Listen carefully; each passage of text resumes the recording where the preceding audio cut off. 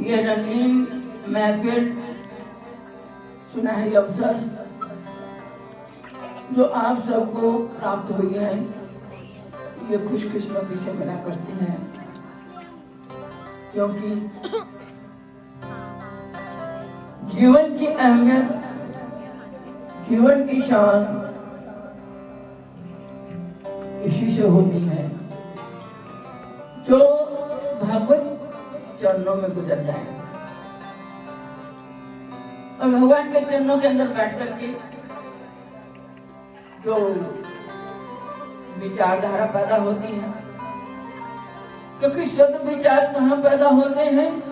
जहाँ भगवत का नाम होता है, जहाँ भगवत चर्चा होती है, जहाँ भगवान का नाम होता है, वहीं ख्यालातों की तब्दीली हुआ करती है।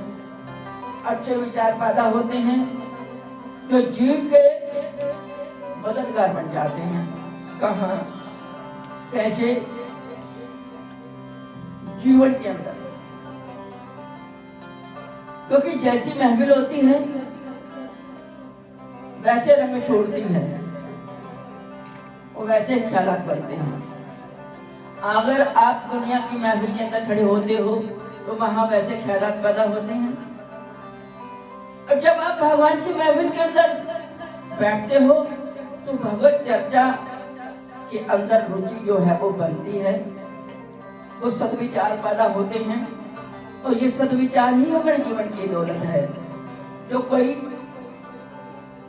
जो हमारी लुटती आई है, लुट जाती है, लेकिन इस दौलत को लूटने नहीं देना होता, क्योंकि इस दौलत को हमें संभालने की आदत नहीं है। हम इसको संभाल नहीं सकते, संभालने का सलीका नहीं है। कहते जीवन में कोई रंग ना था, जीने का कोई ढंग ना था। जीवन में कोई रंग ना था, जीने का कोई ढंग ना था। जब तेरी सोहबत में आए, तेरी शरण में आए, तो जीने का सलीका आ गया। तेरी शरण में जब आके बैठ गए तो जिंदगी को जीने का ढंग वो मेरे जीवन में उतरा। अगर मैंने उसको संभाल लिया तो मेरे बढ़ते हुए कदम मुझको सुकून देंगे, आनंद देंगे। अगर वो मुझसे लुट गया तो हम खाली के खाली रह जाएंगे। इस दौलत को संभालना बड़ा मुश्किल होता है। ये तब संभलती है जब गुरु की सोबत मिलती है, क्योंकि वो संभालने का एक ढंग पता चल जाता है। कहाँ बैठ करके? सतगुरु की शरणागति में बैठ करके हमें ऐसी दौलत को संभालने का ढंग मिल जाता है। किस तरह से संभाली जाती है? आप दुनिया की दौलत को संभालते हो? दुनिया की दौलत को संभालने का सलीका आता है ना, कि आप उसको जेबों में लिए फिरते हो, उसको संभाल के रखते हो, कहीं लुट ना जाए, कहीं बिखर ना जाए, कहीं खो ना जाए। क्यों? क्योंकि 5 विकार, 5 चोर जो है तुम्हारे सदैव साथ साथ है, और कब वो खसूट करके ले जाए तुम्हें पता भी नहीं चलेगा। इसलिए जिसको संभालने का सलीका मिल गया तो फिर ये 5 चोर जो है वो करीब नहीं आ सकते, क्योंकि ये डरते हैं, इन्हें डर लगता है। क्योंकि इन चोरों का बॉस कौन है? परमात्मा, जिसका सामना ये नहीं कर सकते, ना इनके बस की बात है। और ये डरते हुए पीछे हो जाते हैं। जहां उसका नाम होता है वहां ये पीछे हो जाते हैं। ये चोर किस देश के अंदर रहते हैं? अज्ञानता का देश, ये उसमें रहते हैं। और ज्ञान का देश जो होता है वहां भगवान बैठे हैं। तो दोनों ऑपोजिट हैं और बीच में एक पड़ाव है। जैसे आप बॉर्डर पे बैठते हो, कंट्री का बॉर्डर बने हैं, ना उधर के बॉर्डर के इधर आ सकते हैं, ना इधर के बॉर्डर के उधर जा सकते हैं। वीजा लेना पड़ता है तो जाना पड़ता है, वीजा नहीं मिला तो आप बॉर्डर पार नहीं कर सकते। बड़े झंझट होते हैं पार करने के लिए। तो इसलिए वो वीजा कौन देगा? वो परमात्मा हमको वीजा उधर जाने का देगा। और उनके तो पास है ही नहीं वीजा इधर नाम के भगवान के देश में, उनके पास वीजा नहीं है, वो नहीं इधर आ सकते। लेकिन जो भगवान के देश में रहने वाले हैं, भगवान के साथ मिले हुए हैं, उनकी शरणागति में हैं, उन्हें वीजा मिल जाता है उधर जाने का। भगवान क्या कहते हैं कि डूब जा मझधार में। जैसे अभी भाई जी आपको बेड़े की बात बता रहे थे, ये कश्ती, ये जीवन भी कश्ती है, ये समुद्र के अंदर चलती है। ये कश्तियां तुम्हारे देश में चल रही हैं, समुद्र के अंदर चलती हैं। आप रोज उसके ऊपर सवार भी हो जाते हो और पलक भर में बैठ करके फिर आप उससे उतर जाते हो। वो आपको हमेशा अपना स्थान नहीं देते, उतार देते हैं, किराया लेते हैं, थोड़ी देर का मनोरंजन होता है, फिर आपको फिर उतार देते हैं।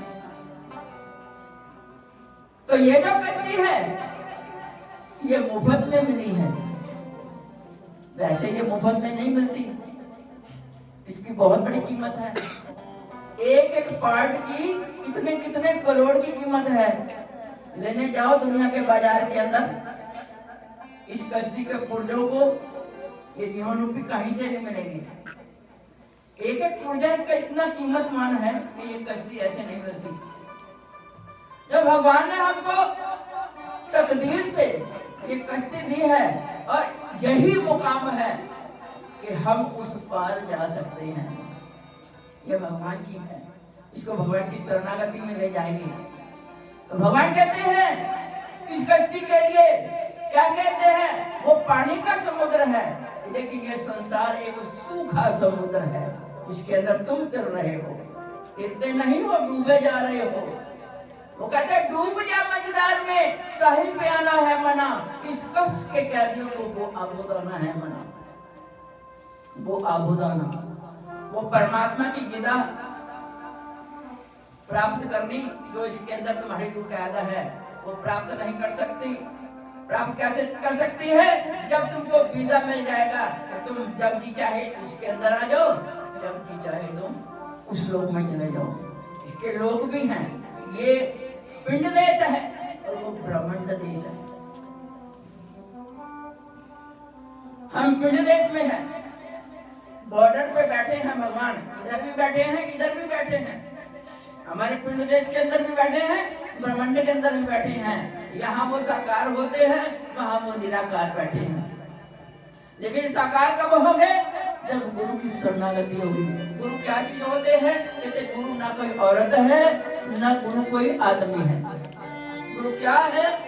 गुरु एक रोशनी है, एक प्रकाश है, एक वो पुण्य है जिस पुण्य को हमने अपने अंदर अवरोध करना होता है, जगाना होता है। जब वो जग जाता है, बुलंद हो जाता है, तब हमारी समझ में आता है, वो ढंग सीख लेते हैं ना उसको प्रचंड करने के लिए। वो शक्ति, वो पुण्य कैसे प्रचंड होता है? जब गुरु की शरणागति मिलती है और वो हमें वो गुरु देते हैं। गुरु सीखने वाले को ही गुरु कहा जाता है। आप पंजाबी में बोलते हो, अरे यार हम कोई गुरु सीखिया, कोई ढंग सीखिया, गुरु कहते ने ढंग नूं, तकनीक नूं, सीख को वो गुरु कहा जाता है। और गुरु है पराशक्ति।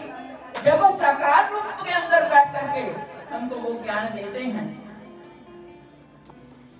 तो वो निराकार की पहचान हमें कराते हैं कि किस तरह से मैं अलग नहीं हूँ, मैं निराकार भी हूँ, मैं साकार भी हूँ। साकार किस रूप के अंदर है? पिंड देश में साकार है, क्योंकि अगर भगवान इसके अंदर नहीं है तो इस शरीर की कोई कीमत नहीं है। बताओ कीमत है? भगवान धड़क रहा है हर पोरे पर, हर एक एक क्या कहें जर्रे के साथ वो धड़क रहा है। जहां उसकी धड़कन नहीं होती वो पार्ट तुम्हारा डेड हो जाता है, उसकी कोई कीमत नहीं। कीमत है जहां वो धड़कता है तो करोड़ों की कीमत है, और जहां धड़कता नहीं है उसकी क्या कीमत नहीं होगी।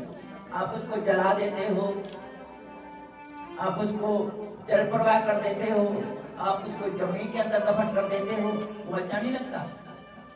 क्योंकि खून और पीठ का एक मकान है जिसको हम पिंड देश कहते हैं। तो भगवान इसी रूप के अंदर है, क्योंकि हम इसकी अदाओं को समझते हैं, हम इसके रूप को जानते हैं। हमारा जन्म इसके अंदर हुआ है और हमने ऐसी भी पढ़ाई पढ़ी है, चलना फिरना देखना, ये एक रिश्तेदारियों का समूह जो बना है, मामा चाची मासर अंकल, माता पिता तो एक श्रेय है, पैदाइश मुकाम है। और श्रेय किसको मिलना है? रिश्तेदारियों का एक नाता बनाया जाता है पहचान के लिए, और वो पहचान बना के हम उसी में उड़े जाते हैं।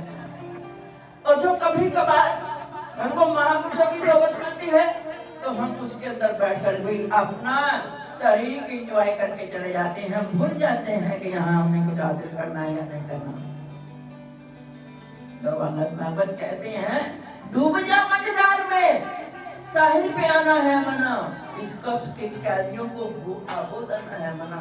उसको वो आबोद आना है प्रभु का नाम, वो बीज प्रभु के नाम का वो खाना है हमारी रूह ने, हमारी आत्मा ने, जिस आत्मा के अंदर परमात्मा का निवास है। हिंदी शब्द के अंदर उसको आत्मा कहा जाता है, और उर्दू लफ्ज में रूह बोला जाता है, क्योंकि उसका अस्तित्व किसी ने नहीं देखा। मरने के बाद एक कतना आत्माराम देखते हैं, वो आत्माराम कैसा होता है? वो भगवान का घर है, उसमें हमारी जीवात्मा रहती है, तो उस जीवात्मा के अंदर भी एक खोल होता है, उसमें परमात्मा का निवास होता है, जो तुम्हारे पूरी बॉडी को चलाते हैं, धड़क रहे हैं। और वो खोल जो है हम देख लेते हैं, अरे यार ये हमारा जीवन का वो वास्तविक रूप है जो आत्माराम देखा हमने। वो खोल है तुम्हारा बाबा, वो खोल है तुम्हारा बाबा। आप बाबा हो, बाबा खिलौना, बाबा नहीं, बाबा बनना बड़ा मुश्किल है, बावे हैं, बावे खिलौने। पंजाबी में बाबा कहते हैं ना, हिंदी में खिलौना बोल देते हैं, इंग्लिश में टॉय बोल देते हैं, है ना। ये अलग अलग भाषाओं के शब्द हैं, तो जिस भाषा को हम जानते हैं उसी भाषा के अंदर हम उच्चारण कर देते हैं। तो हमारा जीवन एक खिलौना है, तो बच्चा पैदा होता है तो एक खिलौना बन जाता है, बड़ों बड़ों को रुला भी देता है, हंसा भी देता है, लेकिन उसके अंदर हुनर है। वो जब मुस्कुराता है तो बड़ा रोता हुआ हंस देता है उसको देखकर। अगर तुम दुखी हो, तुम परेशान हो, तुम्हारा बालक सामने खड़ा है और तुम्हें वो प्यार से दुलार से जब हंसाने लगता है, तुम रोते रोते हंस देते हो, हंस नहीं देते? ये तो तुम्हारी अपनी महफिलों की बातें हैं। तो बच्चे को रोते हुओं को भी हंसा देते हैं। रोना किस कदर होता है? जब तुम्हारी रूह परेशान होती है, कुछ हासिल नहीं होता, रूह की खुराक है प्रभु का नाम, वो शक्ति जब अंदर से जुदा महसूस होती है शुभ कर्मों के द्वारा, तो हमारी रूह बेचैन हो जाती है, परेशान हो जाती है, हम समझ नहीं पाते हैं, तो बाहर की अटखेलियों में उलझे रहते हैं। और ये उलझनों से बचने के लिए तो हमें गुरु की शरणागति मिलती है, वो किसी भी रूप के अंदर आ जाए, क्योंकि हमें पहचान है दो रूपों की, नर और नारी। नारी है आदिशक्ति, नर है परमात्मा। ये पहचान है, और इस पहचान को देखो कितने रूपों के अंदर भगवान ने अपने अंशों को छोड़ दिया। कोई आदि अंत नहीं है संसार के अंदर जो उसने ये अंशी बिखेर रखे। ये बिखरे हुए जब वो हवाएं चलती हैं, कौन सी हवाएं? बख्शिशों की हवाएं चलती हैं, तो अंश से अंश पैदा होता है, हवाओं का स्पर्श होता है और अंश से अंश बनता है। तो हम सोचते हैं हमने पैदा किया है, तुमने क्या बनाया? कुछ बनाया? बोलो, बनाया तुमने कुछ? बनाया नहीं। तुम्हें बना बनाया मिला? बता दो, तुम एक खेल बना सकते हो, रेत के मकान बना सकते हो, खिलौने बना सकते हो, या उसकी बनाई हुई सूरतों को देखकर आप खिलौने बना देते हो, तस्वीरें बना देते हो, लेकिन ऐसा तुम नहीं बना सकते। तुम्हें तो श्रेय मिला है। किसने दिया है? जिसने तुम्हें बनाया है, तुम्हें वो हर पल श्रेय देता है, शोहरत देता है, इज्जत देता है, मान देता है, सम्मान देता है। और तुमने उसको क्या दिया? बोलो, क्या दिया? बोलो, क्या दिया उसको? कुछ है तुम्हारे पास देने के लिए? तुम्हारे पास है, बहुत कुछ है। तुम्हारे पास सद्विचार है उनके अर्पित करने के लिए, सद्विचार उसके अर्पित करने के लिए। ये दुनिया की दौलतें तो एक चाव है खेलने का। खेलते हैं, खिलौने बनाते हैं, मकान बनाते हैं, बीच में बैठ जाते हैं। महापुरुषों ने वाणियों का उच्चारण किया और उनको पेपरों के अंदर दर्ज कर दिया, और फिर हम उसको दोबारा पीढ़ी दर पीढ़ी आते हैं। हमने देखा नहीं है तो हम उनकी लीला को श्रवण करके अपने हृदय में उतार सकते हैं। आंख बंद करके जब विचारधारा को साथ मिलाते हैं तो हमें उनका असली स्वरूप दिखेगा। वो हर रूप के अंदर है। वो कौन सी जगह है, वो कौन सी शय है जिसमें वो नहीं पर देखने वाली आंख नहीं है? बोलो श्री गुरु महाराज की जय। वो देखने वाली आंख ही हमने खोलनी है। सबके बीच में वो आंख है, लेकिन खोलने का जो सलीका नहीं है। वो आंख जब भी खुलेगी जब गुरु की शरणागति मिलेगी। वो भगवान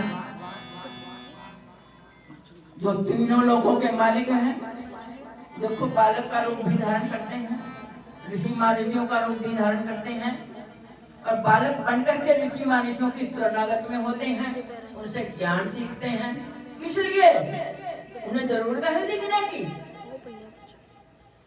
वो एक अदाएं करते हैं, एक पाठ खेल खेल के दिखाते हैं कि ऐ मनुष्य, मैं भी देख तेरी जैसी शक्ल अख्तियार करके कैसे मैं ऋषि महर्षियों की शरणागत में हूँ और उनसे ज्ञान प्राप्त कर रहा हूँ।